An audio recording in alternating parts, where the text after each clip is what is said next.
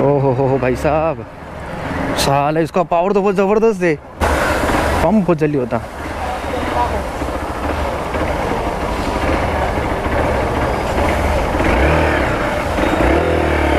मुद्दे की बात करते हैं भाई साहब कि बाइक का कोटेशन निकालने के बाद में डाउन पेमेंट कैसे पड़ेगा, और नासिक एरिया के अंदर अगर आप लेते हो कैश के अंदर तो कैसे पड़ेगा।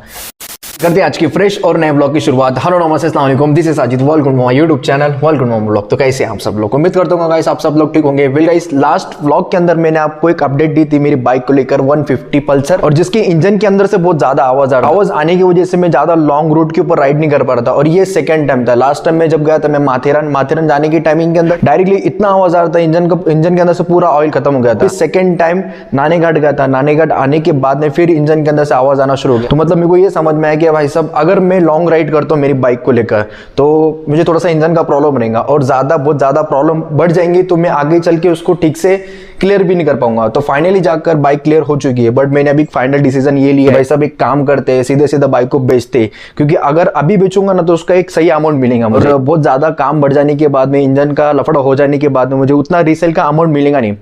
तो उसी टाइमिंग के अंदर मैंने बाइक को वॉश करके नानेघाट से आने के बाद में बीच में कर्नाटका सीरीज हुई, और कर्नाटका सीरीज बाद में ऑलमोस्ट 1 महीने के बाद में मैंने उसको बाहर निकाला, धोया, पूरा सर्विस स्टेशन पे ले जाकर पूरा क्लियर, पहले मैकेनिक के पास लगाया और उसके बाद में सीधा वान बाजार। और फाइनली जाकर मुझे सैटरडे मतलब आज मंडे है, और 2 दिन पहले मुझे उसका एक टोकन अमाउंट मिल गया, और आज डिलीवरी देनी थी। बट प्रॉब्लम ये आ चुकी है क्या, लास्ट 1-1.5 साल पहले मैंने उसको खरीदी थी और उसका सारा डॉक्यूमेंटेशन वगैरह सब कुछ मेरे नाम पे हो गया था, बट मुझे आरसी रिसीव्ड नहीं हुआ। तो आरसी नहीं होने की वजह से वो पूरी डील हो नहीं पा रही है, और आज डिलीवरी देनी है। तो आज चलेंगे भाई साहब आरटीओ ऑफिस, और उसके बाद में चलेंगे सीधा हीरो के शोरूम के ऊपर, बिकॉज आपने थंबनेल देखा तो आपको पता चलेगा कि आज मैं टेस्ट राइड लेने वाला हूँ हीरो की एक्सपल्स 200 4V। और मैं ये सोच रहा हूँ कि मेरे बर्थडे के दिन में ये बाइक निकालो, और 13 अक्टूबर को अपना बर्थडे है तो थोड़ा सा गिफ्ट वगैरह करते खुद को ही, देखते आज टेस्ट राइड लेंगे और फाइनल करेंगे कि क्या करना है। सबसे पहले तो मुझे आरसी लेना है आरटी ऑफिस से, तो फटाफट जिम क्लोज करते हैं, शॉप ओपन करते हैं और सीधा निकलते हैं सिटी।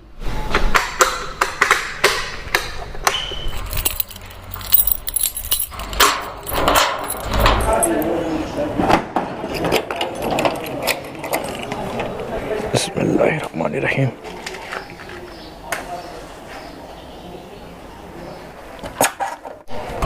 चलो तो जी ऑल डन है। चल छोटे, चले चले।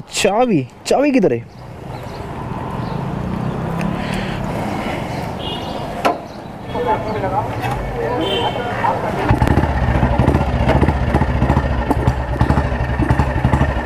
चलो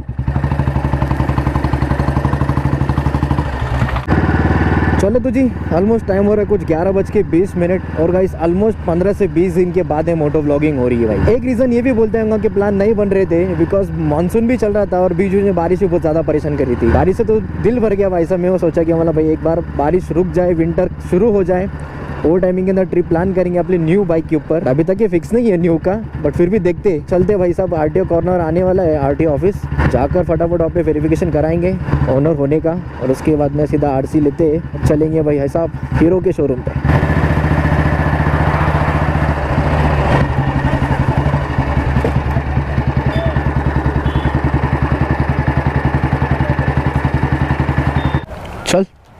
चले तो जी, ये पहुंच गए हम आरटीओ ऑफिस।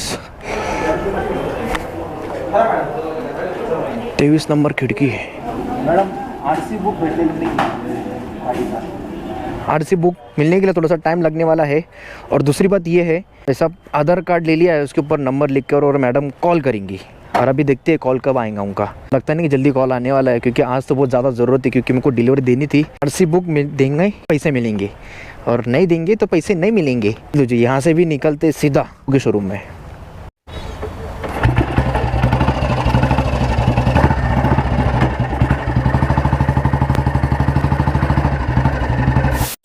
हीरो शोरूम पहुंचने से पहले मैडम का कॉल आ गया कि सर जी आपका आरसी रेडी है, आ जाओ और ले जाओ। भाई साहब गर्दी बढ़ गई यार यहाँ पे तो। खिड़की नंबर 23। मैडम तुम्ही स्वतः आहे ना? हो मैडम, मी स्वतः आहे। सही करायची। Thank you. आरसी बुक मिल गया। Maharashtra state of government certificate of the registration. RT का काम समाप्त। चले बिस्मिल्लाहिर्रहमानिर्रहीम। अभी यहाँ से सीधा चुपचाप हीरो के शोरूम में। ये पहुँच गए हम हीरो के शोरूम में। Indian motorcycle of the year 2020। कहाँ पे लगाने के रे भैया?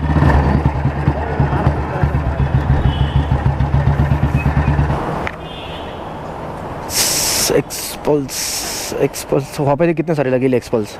एक ही लगेली शायद से, 1 2। ओ हो भाई साहब, ई लेने की है भाई साहब अपने को। XPulse 204V। कहाँ करनी है इंक्वायरी? चलो कर लेते इंक्वायरी। एक राउंड मारून घेईल मी डाऊन पेमेंटसाठी. पेमेंट करून देऊ. गाडी आपण चॉईस करून घेऊ, गाडी रेडी करून बाजूला ठेवून घेऊ. मग त्या दिवशी तुम्ही आले की लगेच डिलिव्हरी देऊ. 13 तारखेला डिलिव्हरी पाहिजे मला. 13 हे आता ते करू. मग ठीक आहे.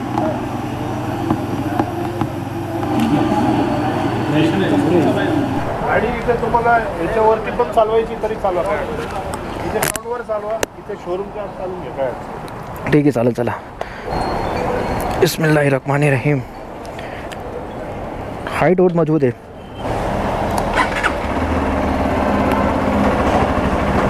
एक आगे बाकी सब पीछे। ओ हो भाई साहब, साला इसका पावर तो बहुत ज़बरदस्त है। ओ हो।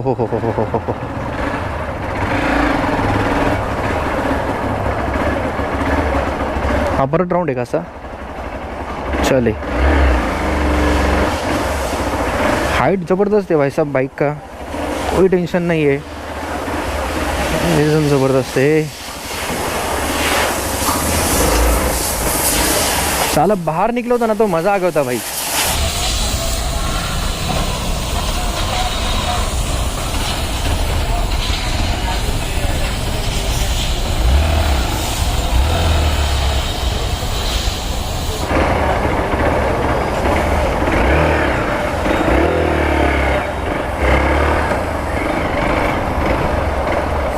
ओ भाई साहब मज़ा है तो इसमें एकदम।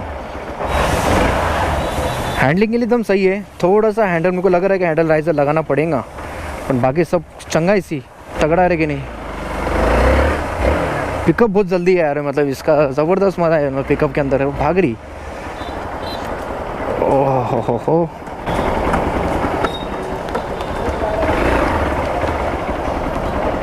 मज़ा आ गया भाई साहब, सही है। काय कलर्स आहे आपल्याकडे सर्व तिघही. तुम्हाला हाच कलर पाहिजे? हाँ मी याचाच विचार करतोय, व्हाईट। अरे एकदा ब्ल्यू आणि रेड बघा, ती पण चांगली. ब्ल्यू ब्लॅक आणि रेड ब्लॅक. रेड ब्लॅक ना आता अवेलेबल आहे का? दाखव ऋषी.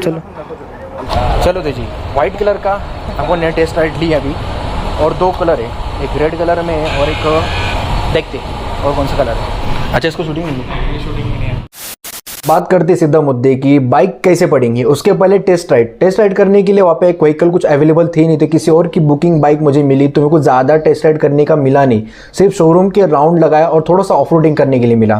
तो राइड के बारे में इतना कुछ खास एक्सपीरियंस बता नहीं सकता, बट ये ज़रूर बोलूँगा भाई साहब कि अगर आपकी हाइट 5.8 के ऊपर है तो भाई साहब आप इजीली मैनेज कर सकते बाइक को, बिकॉज बाइक की हाइट है ज़्यादा।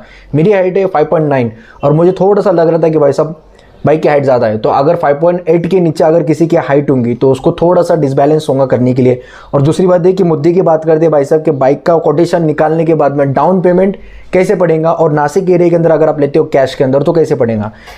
सबसे पहले तो बात करते हैं व्हीकल कॉस्ट की। तो जो व्हीकल कॉस्ट है कुछ 1,42,376 रुपये, और दूसरी बात है कि RTO वगैरह चार्ज, डेपो चार्ज वगैरह सब कुछ पकड़ कर देखा जाए तो उसका है 16,227, और तीसरा है इंश्योरेंस 11,913 रुपये। टोटल कॉस्ट मिलाकर कुछ होती है 1,70,507 रुपये, और ऊपर से दशहरे की कुछ तो भी स्कीम चल रही थी वहाँ पर, तो 5,000 रुपीज़ मुझे उनके अंदर लेस किए, तो टोटल ओवरऑल अमाउंट जाती है कुछ 1,65,507 रुपये। अब ये पूरी कैश की अमाउंट की बात कर रहा हूँ मैं। अगर आप कैश में लेते हो तो ये सब कुछ कोटेशन के हिसाब से आएगा। अब ये 1,65,507 रुपये के अंदर भी कम हो सकते, बार्गेनिंग हो सकती। ये तो सिर्फ नॉर्मल ओवरऑल एक कोटेशन है। अब एक बात करते हैं अगर आपको लेना है EMI के ऊपर, ऑन इंटरेस्ट के ऊपर लेना है, तो उसके हिसाब से देखा जाए तो मिनिमम डाउन पेमेंट कितना आएगा। तो यहाँ पर उन्होंने बताया मुझे 1 2 3 तीन स्कीम मैंने देखी है। सबसे पहली स्कीम है कुछ 20,100 रुपये की डाउन पेमेंट के अंदर, और दूसरी स्कीम में 50,100, और तीसरी स्कीम में 23,100 रुपये। नॉर्मली अगर 20,100 के बारे में देखा जाए डाउन पेमेंट के अंदर तो ये है 7,853 इंटू 24 महीने के लिए, और दूसरी जो स्कीम थी 20,000 के अंदर ही 5,742 इंटू 36, ये दो स्कीम के अंदर ये लगे थे। और अगर 50,000 में अगर डाउन पेमेंट देता हूँ तो यहाँ पर मुझे मंथली पे करना होगा 4,609 रुपये इंटू 36 महीनों के लिए। और तीसरी स्कीम थी 23,100 रुपये की डाउन पेमेंट के हिसाब से 5,385 इंटू 36। अब ये देखा जाए ओवरऑल, सबसे पहले तो मैं अगर इसको करता हूँ 23,100 ये डाउन पेमेंट है, ऊपर से 5,385 इंटू 36, ये कितना है 1,93,860 रुपये, प्लस इसके अंदर डाउन पेमेंट हम मिक्स करते हैं तो टोटल अमाउंट आती है 2,16,960 रुपये, माइनस 1,65,000 हमें करना है 1,65,507 रुपये, 1,65,507 रुपये। तो जो ऊपर का जो इंटरेस्ट रेट जा रहा है वो है 51,453 रुपये। अगर आप में ये 23,100 की फाइल करता हूँ तो कैश में करूँगा तो 1.65 में जाएंगी, और इसमें करूँगा 23,100 के अंदर तो भाई साहब मुझे एक्स्ट्रा पे करना पड़ेंगे 51,000 रुपये ऑलमोस्ट। बाकी की स्कीम वगैरह भी है, 50,100 की स्कीम भी है जिसके अंदर 4,609 रुपये है इंटू 36, 1,65,924 रुपये, और ऊपर से इसके अंदर प्लस करूँगा 50,100 तो ये है 2,16,024 रुपये, माइनस 165,000 पकड़ लो, 50,000 ऑलमोस्ट दोनों की तरफ एक ही आ रहा मुझे। तो मुझे लग रहा है कि भाई साहब 23,100 रुपये की मैं स्कीम कर लूँ तो भाई साहब कुछ ऐसा था ये सिस्टम। और ये सब कुछ स्कीम जो EMI की स्कीम है डिपेंड करती है आपकी सिविल स्कोर्स के ऊपर। मेरा सिविल स्कोर बहुत ज़बरदस्त था, मेरा सिविल स्कोर कुछ आया है 786 का, तो भाई साहब ये सीन सही है। तो करते हैं फाइनल, देखते हैं 13 तारीख को हमको निकालनी है तो उसके हिसाब से कौन सी स्कीम हमको अच्छी लगेंगी और कौन सा हम भर सकते हैं वो देखेंगे और डन करेंगे। तो करते हैं व्लॉग की समाप्ति यहीं पर।